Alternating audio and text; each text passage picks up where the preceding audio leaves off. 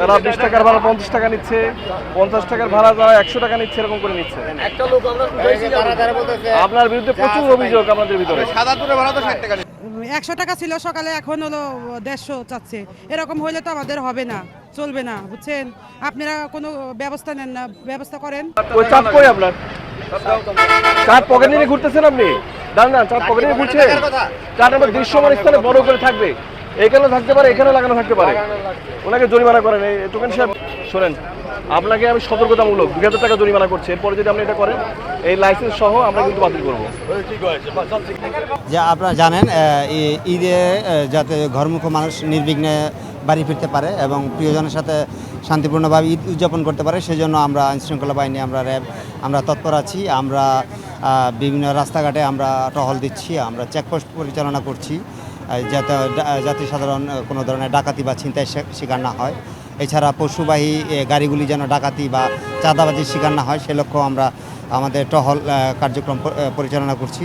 আজকে আমাদের কাছে আমরা অভিযোগ পেয়েছিলাম যে কাজিরহাট এবং কাশীনাথপুর এলাকায় সিএনজি বাসে যাত্রী সাধারণের কাছ থেকে 2 গুণ 3 গুণ 4 গুণ ভাড়াও আদায় করা হচ্ছে যাত্রী সাধারণকে জিম্মি করে।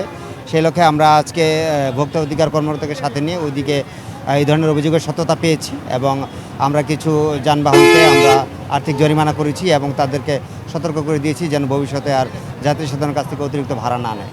যে কাজিরহাট থেকে যে গাড়িগুলো আসে এবং যেগুলো পাবনা যায় বা নাটোরে, ওখান থেকে নওগাঁ যায়, নাটোর যায়, রাজশাহীতে যায়, এগুলো দ্বিগুণের বেশি ভাড়া নিচ্ছে এবং সিএনজিতেও সেগুলো করছে। পরবর্তীতে আমরা আসলে এটা যৌথ অভিযানে আমাদের সহযোগিতায় র্যাব যারা ছিলেন এবং আমরা আসলে যে ঘটনার প্রেক্ষাপটে আমরা সত্যতা প্রমাণ পাই এবং আমরা দেখতে পাই আসলে এই রুটের গাড়িগুলো তারা মাত্র মানে অতিরিক্ত প্রায় ডাবল বা তারও বেশি ভাড়াগুলো আমরা দেখতে পাই।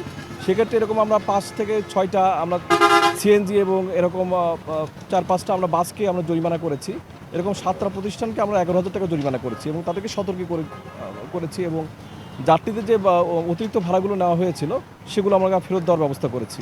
এখন বেশি ভাড়া বলতে এখন যদি সবাই যেরকম চলছে তখন আমাদেরও সেভাবে চলতে হয়। আর আমার আগের গাড়ি যদি 5টা গাড়ি যদি এক রেট যায় তাহলে আমি পিছনে থেকে সেই রেটেই যেতে পারি। গাড়ির ড্রাইভার বা চালকরা আমাদেরকে এটা পুঁজি করে সিন্ডিকেট করে আমাদের কাছ থেকে ডাবল ভাড়া আদায় করতেছে। যেমন এখানে 80 টাকার ভাড়া এখন 200 টাকা করে তারা আদায় করতেছে। তো আমরা চাই যে এই যে এই সিন্ডিকেটটা মুক্ত হোক। আপনারা যে উদ্যোগ নিয়েছেন আমাদের র্যাব সদস্যদেরকে আমরা অসংখ্য ধন্যবাদ জানাই যে এরকম সিন্ডিকেটকে তারা আটক করতে পেরেছে এবং এটাকে নির্মূল করার চেষ্টা করতেছে। এজন্য আমাদের প্রশাসনকে অনেক ধন্যবাদ জানাই। আমরা সমস্যা একটাই যে আমরা 30 টাকা 40 টাকার ভাড়া, এরা 150-200 টাকা চাই, তা আমরা যাবো কেমন করে ভাই?